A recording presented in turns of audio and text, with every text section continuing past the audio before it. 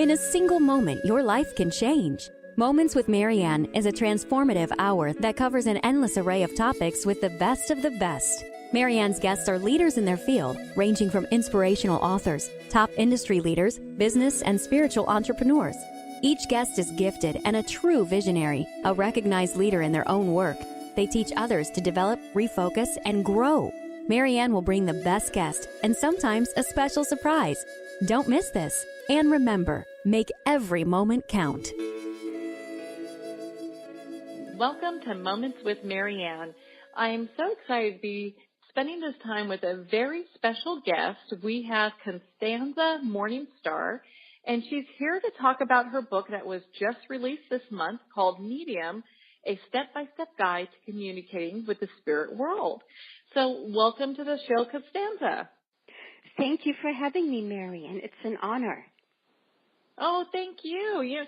This looks like an amazing book, and gosh, I'm so glad that we connected. You've got some just an amazing background here.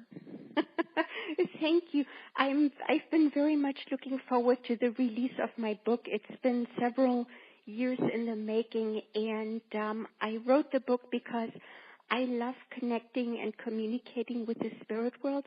I think it's life-enhancing and life-enriching, and I wanted other people to be able to connect and make their own connections with the spirit world as well.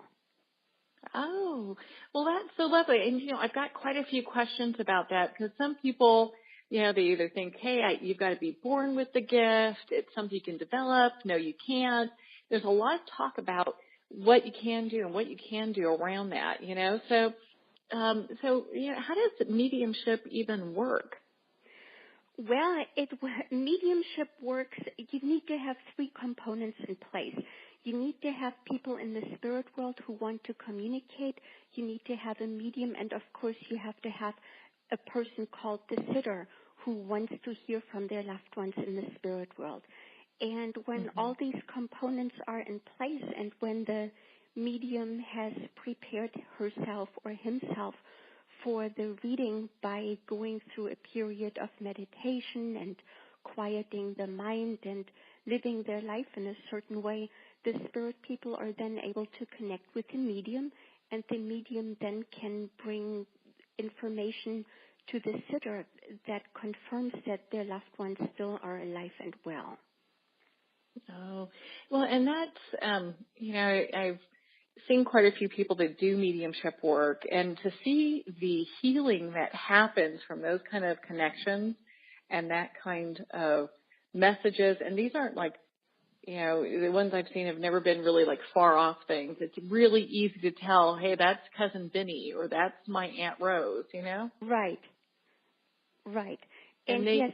a lot of, Go ahead. So a lot of times they give some kind of, confirmation that the person would know, hey, this is, no one else would know this but them. That's right.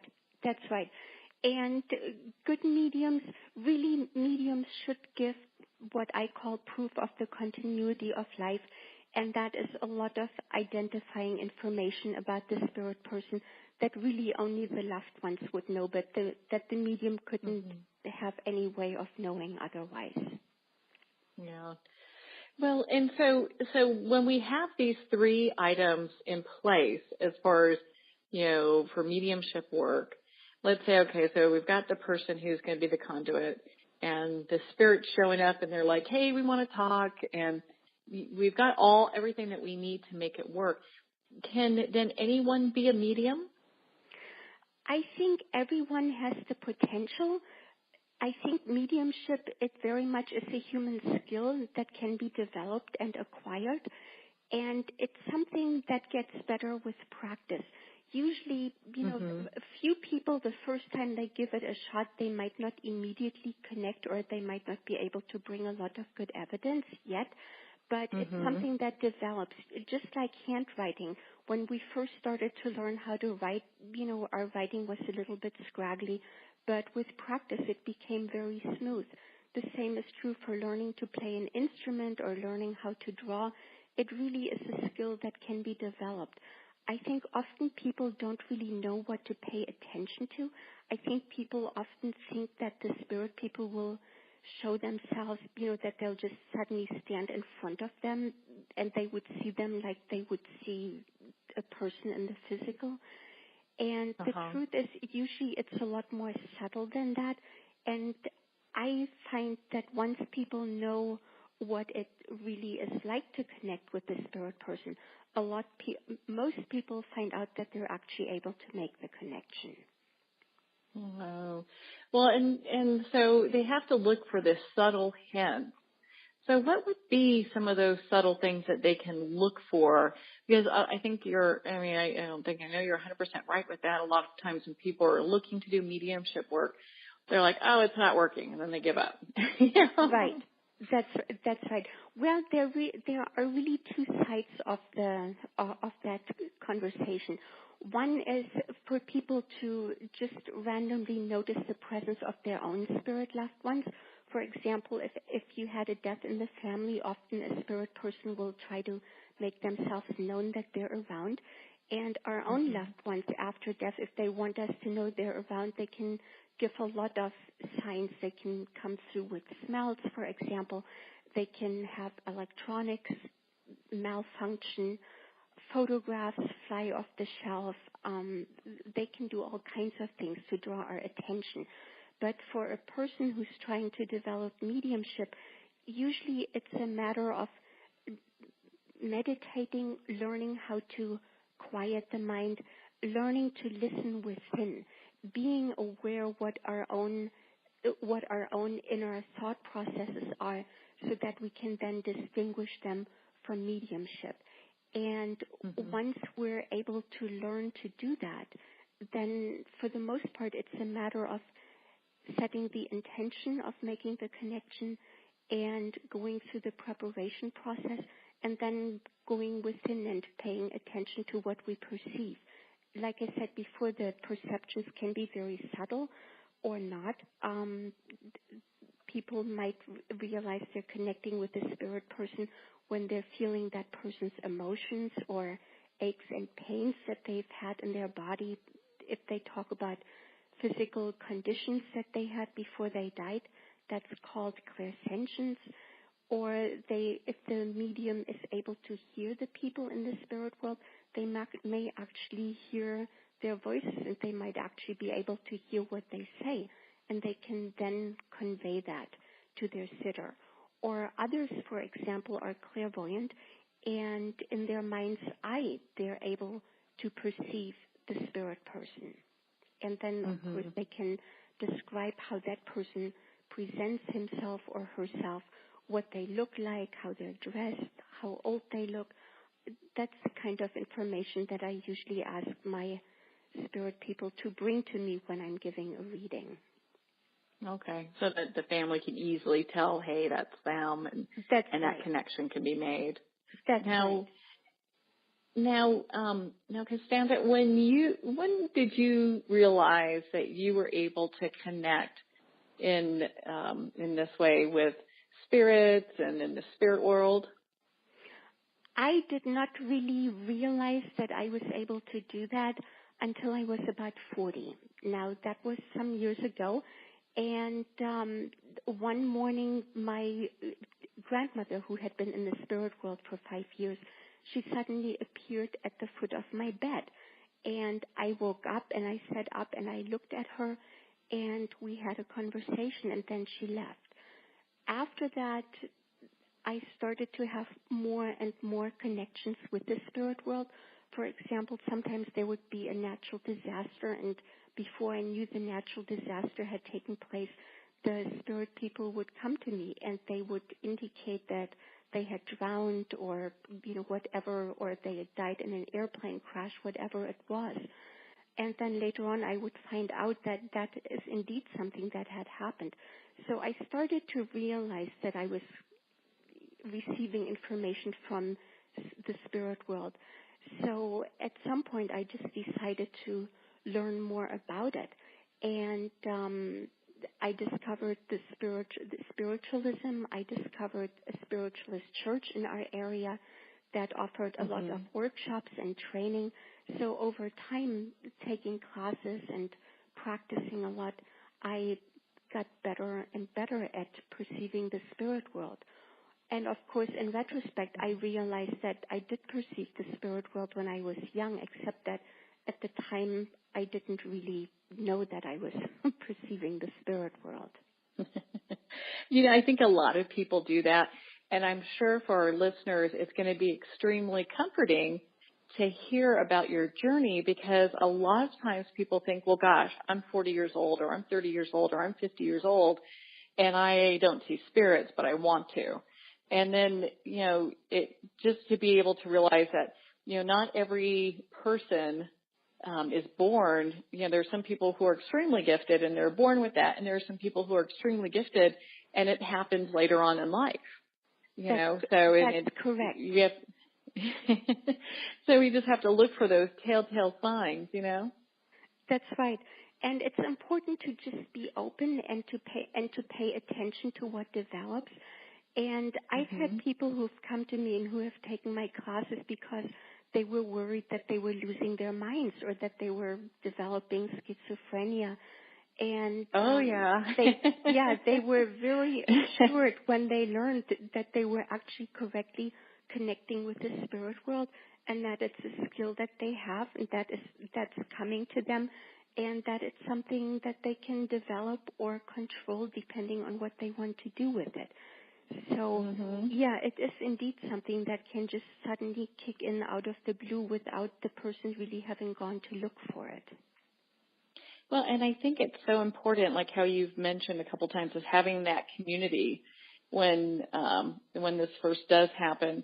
Because, from my personal experience, I could see as a child, and then, all the good intending adults around kind of turn that stuff off, and we turn it off.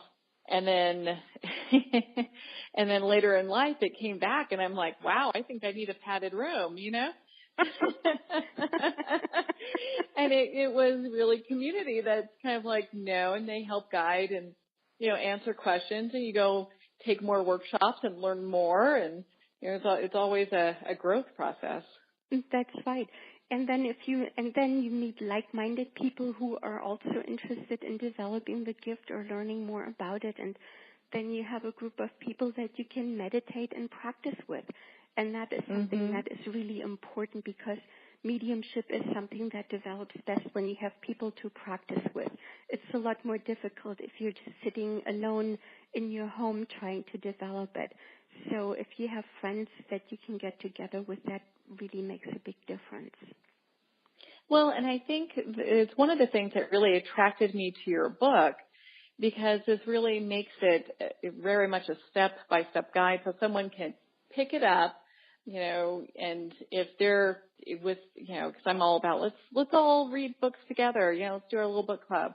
So it could be something we pick up and we share with our friends and kind of just talk about the different chapters as we go along. That it really helps people to gain that greater understanding and move forward, not just on their own, but also in a group setting. That's right. And I wrote the book in this step-by-step format because I kept asking myself, how do I do it? How does it work?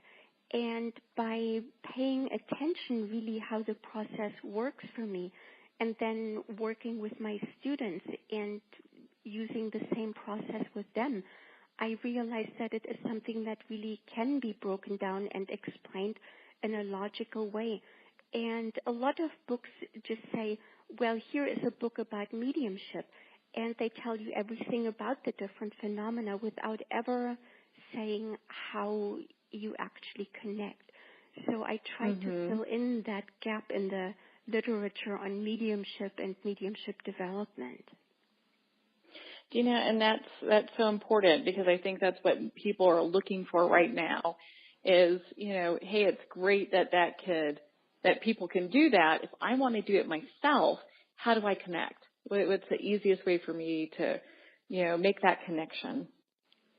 Yeah, and the book talks about it, and there are several things that go into it. I mentioned before that meditation is important. I also always open with prayer. I recommend that for everyone simply because that prayer uplifts our energy and it makes it easier for us to connect with the spirit world simply because it is a higher energy. And if we want to be able to connect, we have to be able to transcend a lot of the daily rat race or negativity or just our ordinary mindset. We have to set that aside, and we have to basically put ourselves into a more positive and joyful state. So prayer, meditation, and the various steps that I outline in my book, they help with that. And then it's a matter of paying attention and tuning in and opening up and observing what we sense and feel and hear and see and smell and taste. Well, and that's so important, and not to discount anything. I've met a lot of people that will say, well, I don't see. Well, I don't hear anything. I don't see anything. And it's like, okay, well, and you'll talk with them, and they're really intuitive, and they're like, well, I see it with my mind's eye. I don't see it with my eyes. Right. It's kind of like, well, it's kind of the same thing. That's right. That's right. And you make a very important point. Oftentimes people don't know what they're looking for, and therefore they dismiss what they perceive. And sometimes people also think that when the spirit people connect, it's as though somebody is there and they just blah, blah, blah, blah, blah, blah, blah, and they just tell you everything the way your best friend might. But the truth is, usually it doesn't quite work that way. If someone is extremely clairaudient, then it might work that way for them. Most people are not extremely clairaudient, so we just have to pay attention to what we perceive through all the senses. And every subtle sensation that we perceive, in all likelihood, it's good evidence that the spirit person brings to basically prove that they are who they say they are. Well, and that's kind of the important thing, is making sure, one thing I really appreciated about you sharing with us how you got into this and just how it unfolded was that you had these spirits that were coming and talking with you, and then the event would happen. So they were showing you ahead of time, hey, this is proof of what we're discussing. That's right. And also earlier, I think it was in 2004, I know that the U.S. was already involved in the war in Iraq, and there were times when these young soldiers that had fallen, they would come to me, and they would tell me things like, tell so-and-so such and such information, and I'd think, who is that?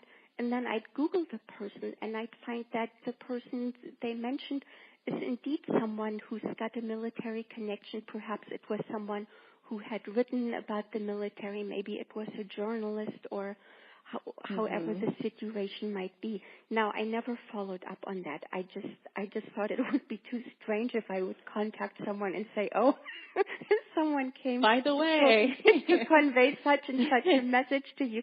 I never followed up on it, but it gave me a lot of confirmation that I was really accurately connecting with spirit people who came to me and who had something that they wanted to share with others. So that was very empowering. Well, and I think you really touched on a part that I've always felt is very important, is discernment. Because we hear something doesn't mean we say something, We have to really kind of, maybe in some ways, just kind of just make sure that where we're getting it from. And you may have a different viewpoint. I'm very open to hearing different viewpoints on this, but we want to make sure that what we get is actual information that is going to be beneficial. That is correct. And discernment is important, but sometimes people, especially when they're new to this, especially beginning mediums, oftentimes there is a lot of second guessing. They're receiving information from the spirit world and it's accurate, but then they try to talk themselves out of it. They go through this inner dialogue where they say, well, yeah, I'm receiving that, but I'm sure I'm just thinking that up.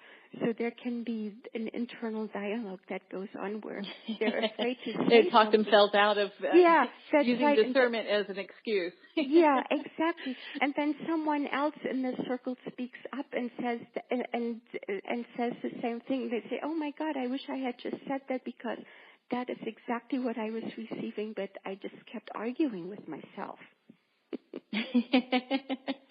Well, do you know, I've been there, done that. So I know that. Because you're going, is this real?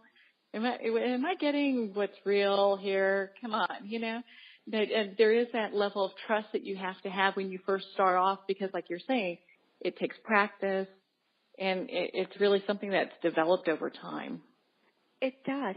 And with mediumship, mediums can have good days and they can have great days, and sometimes they can have a bad day.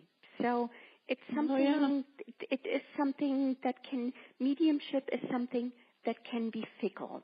So it's just important that we learn how our own gift works so that then we can optimize it and work under the best conditions and know when maybe we're going through a day or a week or a month where it's best to just tend to our private business and not connect for others with the spirit world. I guess we could all have our bad hair day, right? Correct. Even the spirit world will have one.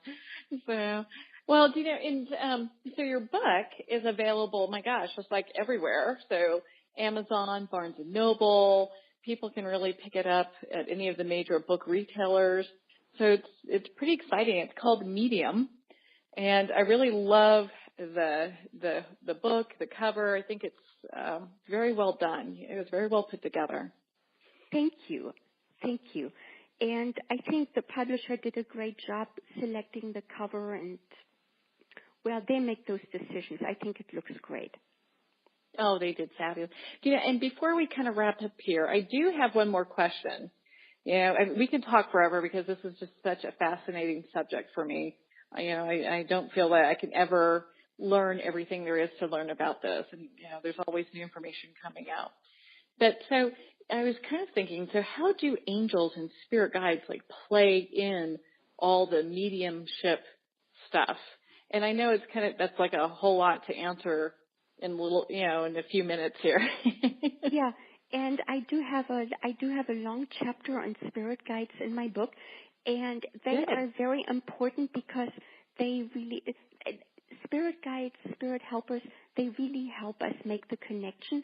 They're basically our spirit friends, our spirit colleagues, and they help us with various aspects of our life.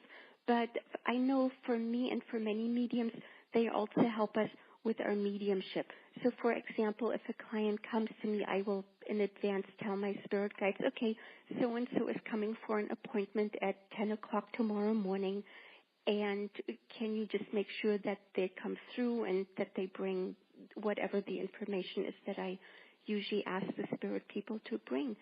And if there is a problem during the reading, if a client doesn't understand information, I usually just go to my spirit helpers and say, okay, spirit helpers, something isn't clear here. Can you help amplify the connection, or can you give me the missing piece of information? So the spirit helpers, they also very much protect the medium because they just make sure that our spirit helpers know our own body and our energy system, and they can help us connect with the spirit world in a way that doesn't burn the medium out, simply because it is a higher type of energy and it can be very exhausting to connect with the spirit realms.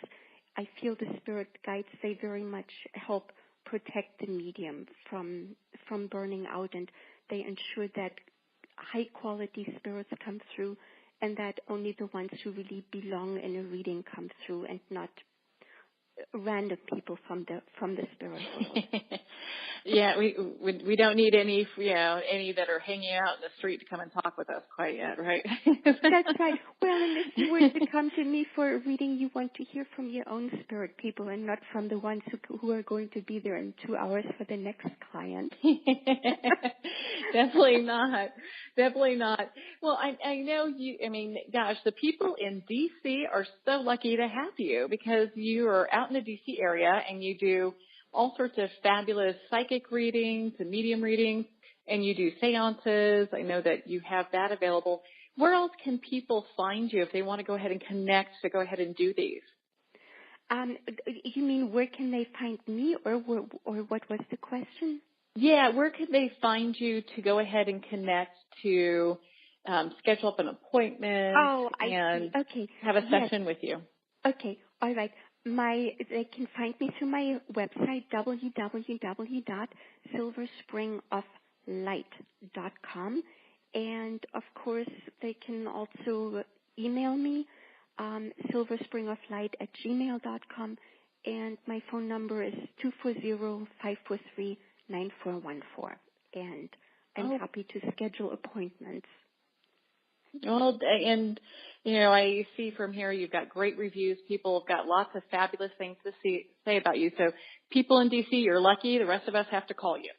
Thank you. That's right. But that's okay. There is no limit to the spirit world. And I've worked with people all over the world, as far away as New Zealand and Australia. And physical distance really is no barrier to spirit communication. That's quite wonderful. Well, thank you so much, Costanza, for being on the show with us here today. We so greatly appreciate you taking the time to share your insights with us, talk about your book. It's just been such a delight. Thank you for having me, Marianne. Thank you for inviting me. Thank you so much, Costanza, for taking the time to be on the show with us again today. For our listeners, if you'd like to visit her website, it's silverspringoflight.com. I'd like to thank all of you for tuning in. We're going to be right back after these messages. And our next half hour, you definitely want to stay tuned for that. We'll be right back.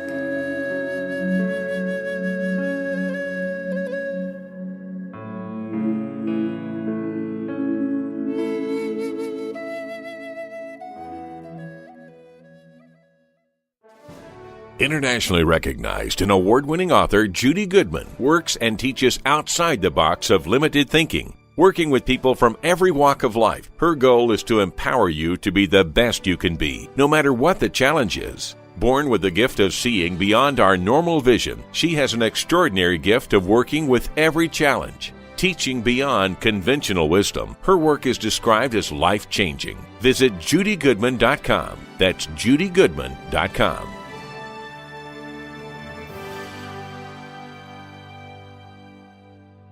Ben Wexler is a gifted leadership development and strategy consultant for professionals who want to transform their organizations and careers. Through a uniquely personalized set of processes, participants discover their unique knowledge, how to leverage that knowledge and experience, and then put it all together with a global strategy. You're more valuable, your organization is more valuable, and the change is viral. Contact Ben at 630-881-1074. 630-881-1074. Discover the book publisher's weekly calls compelling. Piper, Once and Again, is the breathtaking debut novel by psychic medium Caroline E. Zani. Death has no power over love. Piper, Once and Again, is a story of hope for the hopeless and faith amidst tragedy. Follow Piper on a journey of loss and redemption as she tries to find the one man who can help her figure out why she must be. Piper, Once and Again. www.carolinezani.com. Are you a successful entrepreneur or sales professional, but you're ready to take your success to the next level? I'm Bob Berg, and I invite you to join me at our next Go-Giver Sales Academy. You'll learn how to communicate your exceptional value to more people, sell at full price, become objection-proof, and embrace the abundance that's your birthright. Limited to just 12 people, so it's personalized, impactful, and transformational. Visit GoGiverSalesAcademy.com and see what others are saying.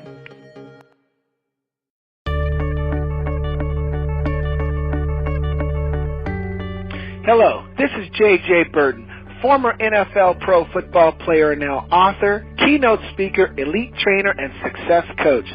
To play in the NFL, it takes certain qualities, principles, and a work ethic that's unmatched. The secret strategy for success is something that I train top leaders, CEOs, sales teams, and entrepreneurs who are looking to move their game to the next level.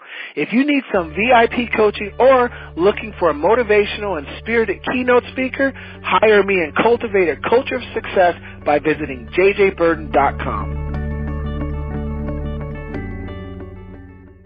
This is Tanya Carroll Richardson, author of the new book, Angel Insights. I used my psychic gifts to get messages from the angels to write this book, and I'd like to help you get personalized messages from your own angels. Learn your subconscious blocks, make sense of the past and present, and receive advice about navigating your future in an angel reading at TanyaBlessings.com. Book a session with me and your angels at TanyaBlessings.com.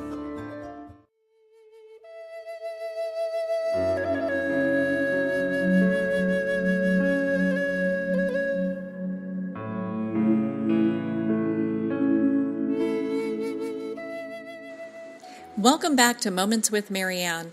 We are here with our next guest, very special lady. Her name is Lupa. She writes a lot in regards to neo-shamanic and pagan rituals. She comes to us from Portland, Oregon, and also most of her books tend to deal with animal totems. Her new book, Nature Spirituality from the Ground Up, Connect with Your Totems in Your Ecosystem. Now, doesn't that sound interesting? So let's welcome to the show, Lupa. Thank you. Thank you for having me. Oh, my goodness. So this book is, it's pretty impressive, and I love how it's helping people to really reconnect with nature that's around them. Yeah, that was really my goal with the book. In the United States, at least, we have this perception that we're separate from the rest of nature, and, most of us live, spend most of our times in very human-dominated settings, cities and towns and houses and so forth. And so what I wanted to do was to find ways to use your spiritual path to reconnect with other parts of nature, other animals, plants, fungi, stones, waterways, and so forth. Now, and that's one of the things that you kind of talk about in your book is the importance of that. But why is it important for us to connect with nature? Well, for a few different reasons. One, I'm an environmentalist, and I'm painfully aware of the destruction that we have enacted on the ecology around us. Everything from pollution to global warming, climate change, endangerment and extinction of various species, and a whole host of other things that we do that have just absolutely devastated the world around us. And so a lot of that is because we don't feel a connection to the land, and so it doesn't feel personal to us. We look at our human relationships. We might, if we're driving and we're in a bad mood, we might yell at somebody, who isn't even cutting us off, just maybe going a little too slow. And we would speak to them in ways that we would never speak to someone that we care for very deeply. If you were teaching, a teenager how to drive, and they were going, 5 miles under the speed limit, you wouldn't yell at them, because you know them and you care about them and you want them, to have a good experience.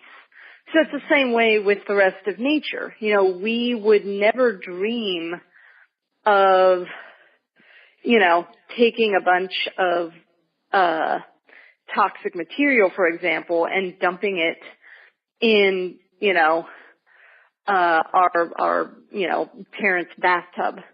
Mm-hmm. But we have no compunction with, putting it into waterways or, dumping it into land. I say we in a general sense.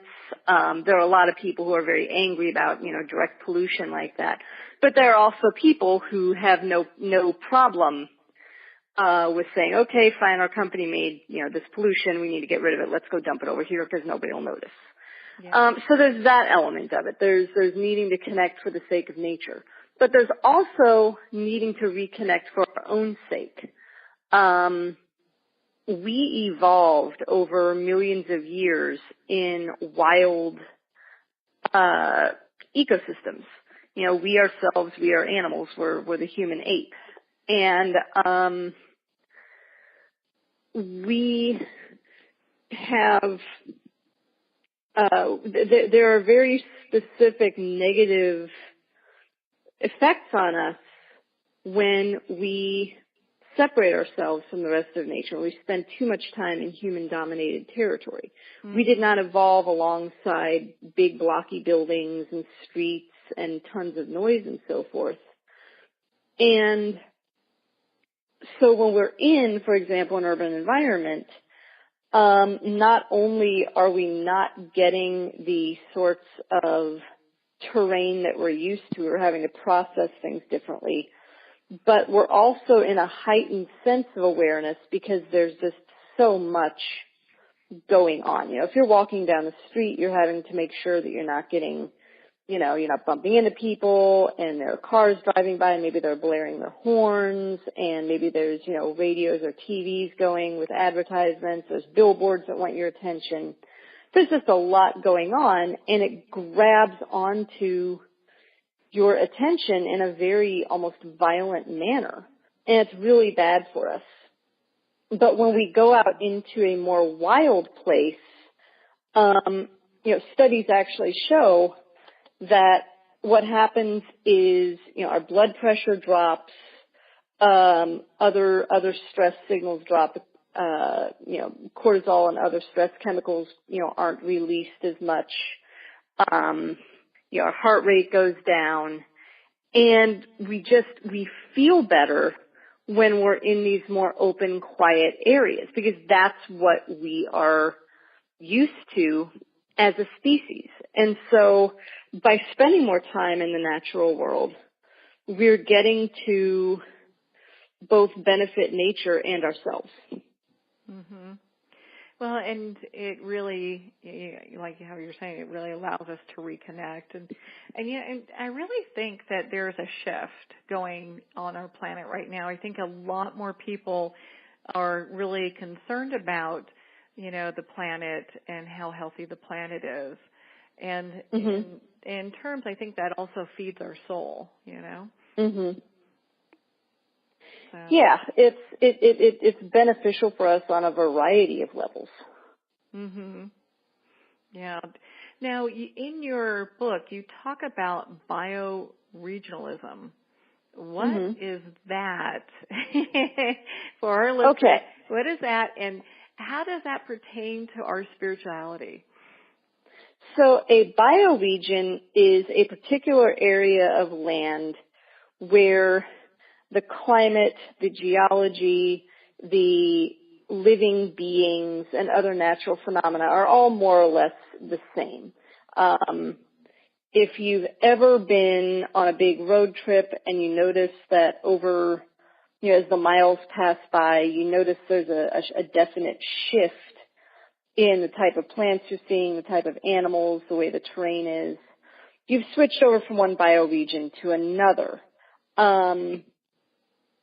And so, for example, here in Oregon, if I'm driving from Portland, which is on the west side of the Cascade Mountains, over to Bend, which is on the east side where it's all desert, mm-hmm. I will notice as I go over the mountains that, as I'm going through the mountains, it's lots of conifer forests and ferns, and it's very green and lush.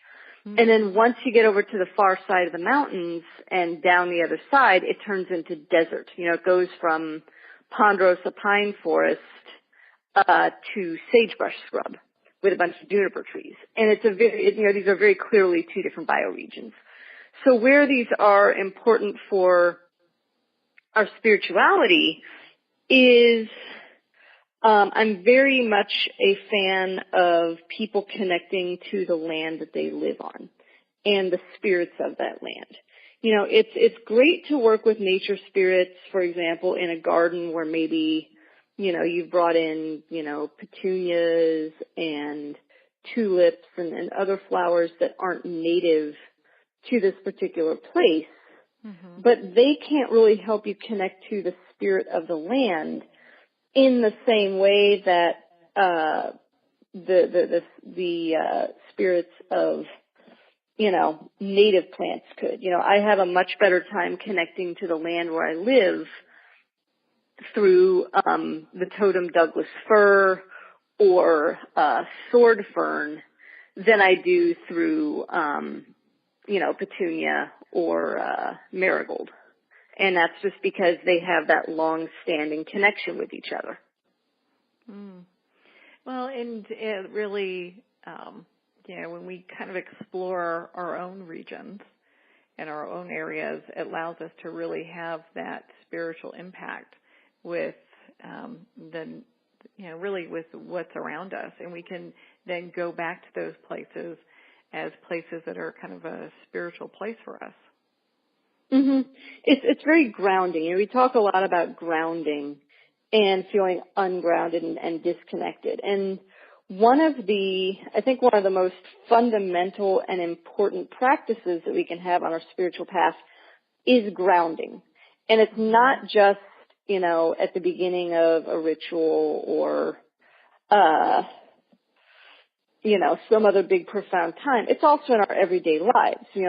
When I have a master's degree in counseling psychology, and when I've worked with clients in the past, sometimes I have had them do grounding type exercises, maybe not in so many words, but I ask them to take a few moments to, sort of pay attention to what their senses are telling them about the place that they're at, just to get them in the here and now.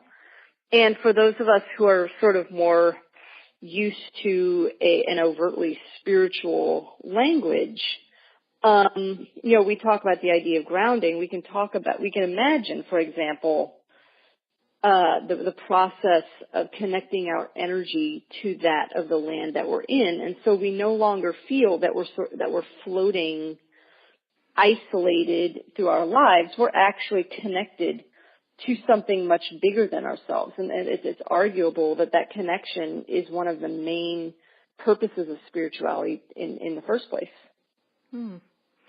Now, I know that, and that's, I think that's just beautiful, and I really appreciated your book because it really did explore the whole grounding piece. And when people are in their spiritual practice, a lot of times grounding is something they really need to get spurred away. And it's, if it's not something that's done, then they end up being a little bit too flighty. But I really like how you really interworked that with our spiritual practice with the earth, and then you also brought in totems, which I thought was really fascinating.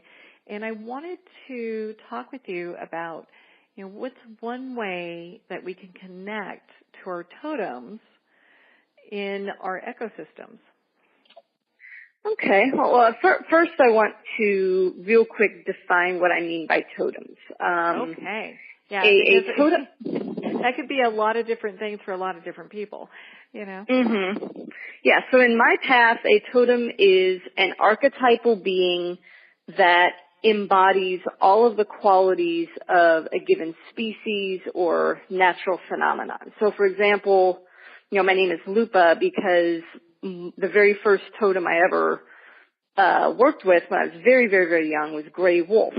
Now, gray wolf is not just, an individual wolf spirit. Gray wolf is made up of all of the experiences of all gray wolves ever, all of wolf behavior, natural history, wolves' relationship with their habitats, the other species in those habitats, all the stories that we tell about wolves, all of that energy and thought and experience is wrapped up into this one being. And every single species has one. Every natural phenomenon like gravity and electromagnetism and wind, volcanism, all of those have, their own totems. Mm-hmm. And so that's what I mean by totem. And so one way to connect with them is simply to go outside. You know, it sounds simple, and it is simple, but it's overlooked. It's overlooked, though. I'm not just talking about going outside, to, go play soccer or walk to your car or whatever, but actually going outside with intent. Mm-hmm. And what you want to do is go outside, set aside a period of time, maybe a half hour to an hour, where you can either go for a walk or if you prefer, sit someplace quiet. And you just want to consciously open yourself up to the totems of the area of the land where you're at. Mm-hmm. And you don't want to go in with the specific goal of talking to one in particular. You don't want to go in with that sort of expectation. You just want to make yourself receptive and let them make the first contact. And what I find happens for a lot of people is the first time they do this, they may not notice anything in particular. It may just be them, becoming more aware of that land and what's going on in that land. Mm-hmm. And maybe the next time they get a particular totem, getting their attention one way or another. Either they pass a particular plant and they feel very compelled to sit with that plant or notice it more or learn about it, or they get a vision in their mind of a particular animal. And that's where you get that first connection. And you want to explore that, because not every being that you notice is going to be, something profound. I get a lot of people say, I saw a hawk sitting up in a tree in my yard, and he's been there every single day for the last, week. Does that mean that that's my totem? And what I tell people is, especially with animals, they have their own agendas. They have their own lives. They don't exist just to be our spiritual messengers. And especially with something like a hawk. Hawks are territorial. If you keep seeing one or two hawks or other raptors in your area, it probably means that your yard is part of their territory, which is why you're going to keep seeing them again and again and again. Has nothing to do with anything, about your spirituality. It's just like, you have next door neighbors, and you also happen to have neighbors that are hawks. Mm-hmm. And that they're just sharing the space. Mm-hmm. Exactly. Well, and so, and I think it's important that people hear that, part of the totem doesn't necessarily have to be animals. It can be plants. It can be part of the environment. It's not just, and I think a lot of times when people think of totems, they usually think of, just kind of an animal per se. Mm-hmm.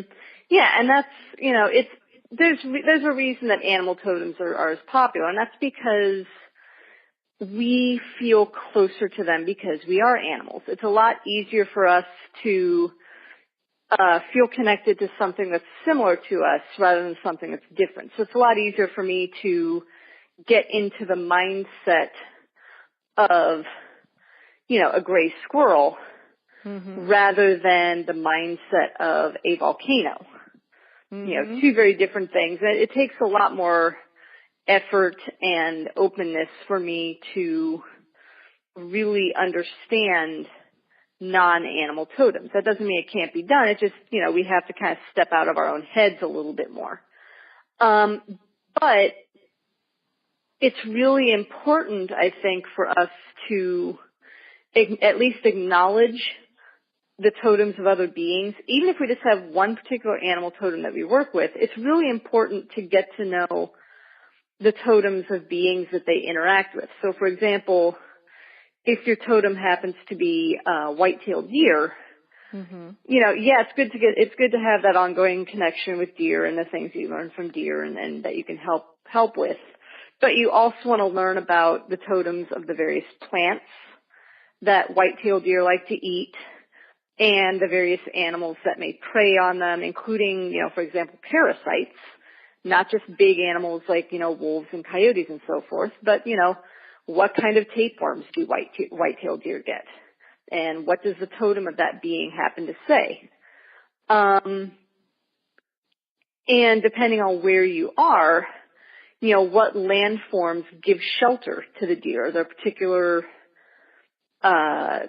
hills or valleys that they happen to like, and how are those places formed?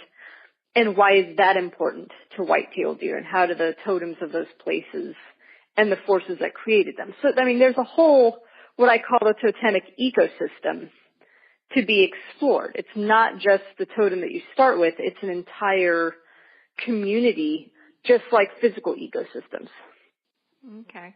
Now, is it possible for our totems to change?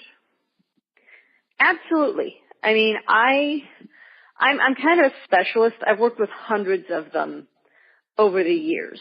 Wolf has always been with me. There are a few others that have basically stuck with me since we started working together. But, you can have, it's like any other friendship or relationship. You can have totems who come into your life for a particular period of time, and then they leave once they either feel that you've learned what you need to learn, or, they've gotten you through whatever period of time, or they just, don't feel the need to, be in your life anymore. Mm-hmm. They've kind of learned what you need to learn from them, and it's time to move on. When that happens, will another totem make itself present, or do you have to go through a process to rediscover that totem? It really depends. I know, for me, they tend to come find me, but that's also because I'm very receptive to them. And again, I've kind of made it a specialty of mine. Mm-hmm. The way that I often tell people, if they've never done work with totems and they haven't really had one just sort of, pop up and say, hey, nice to meet you, I like guided meditation because it gives you just enough structure to get your mind into the right open headspace and with enough focus to be able to pay attention to, what you're doing.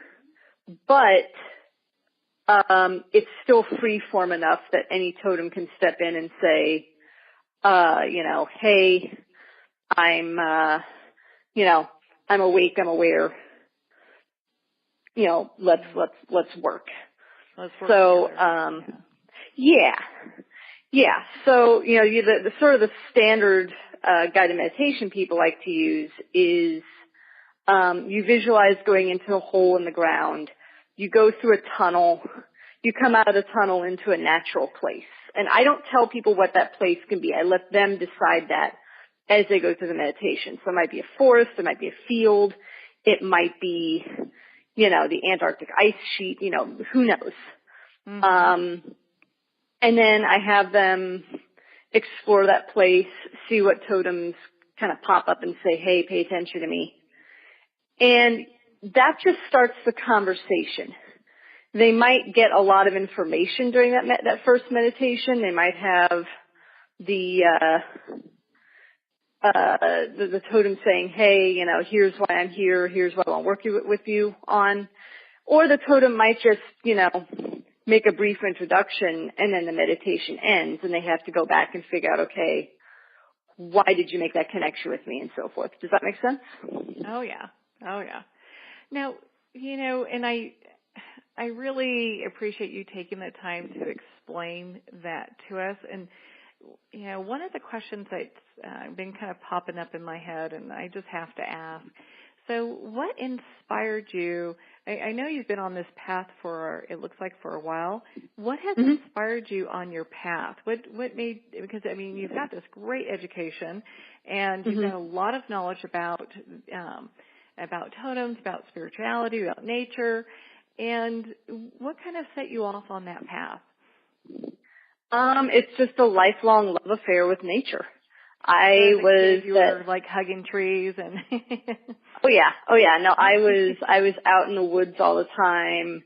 I basically had poison ivy all summer because I just, would run through the fields and rub up against it. And of course I'm highly allergic. So, but I'd come home with, turtles and snakes and bugs and, I'd keep them for a couple of days to watch them and I'd let them go again. And I was always the kid that the neighborhood, knew that they could ask to, like pet sit for them and stuff. So, that's kind of where it started, and I just never grew out of that. And the older I got, the more ways I found to focus that love of nature. I can see it's in your genes, It's definitely something that you have looked to facilitate all this, during your lifetime, and you've really become an expert in what it is that you do.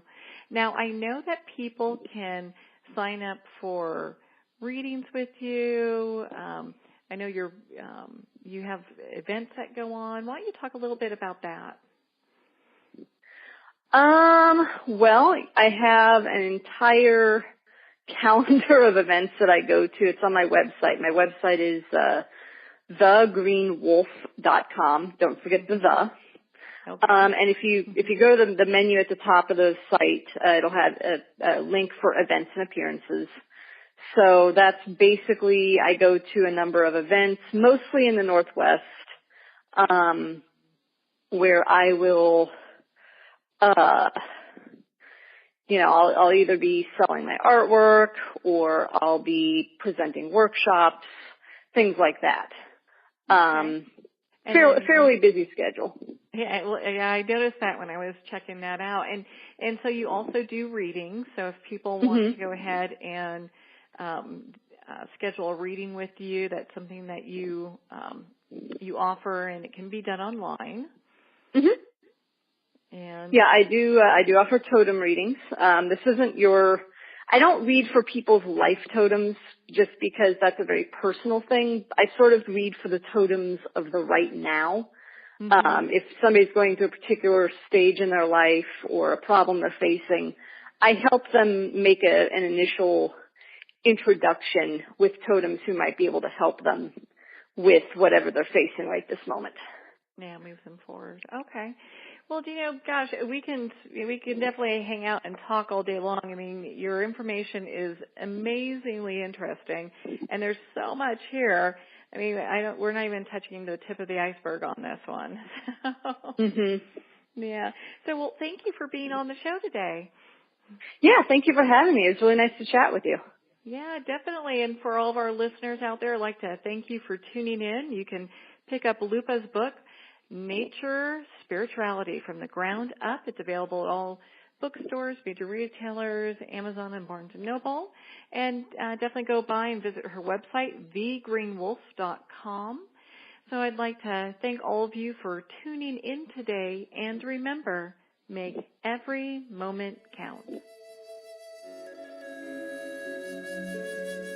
Join us next time for Moments with Marianne, when host Marianne Pestana brings another inspirational gifted leader to help us grow. Tune in every second Sunday at 8 p.m. Eastern Time for Moments with Marianne, when the Dream Vision 7 radio network is at 1510 a.m. Boston. Or catch Moments with Marianne every Thursday and Friday at 5 p.m. and 5 a.m. Eastern Time by going to dreamvision7radio.com. To learn how Marianne started her business from the ground up, visit mariannepestana.com.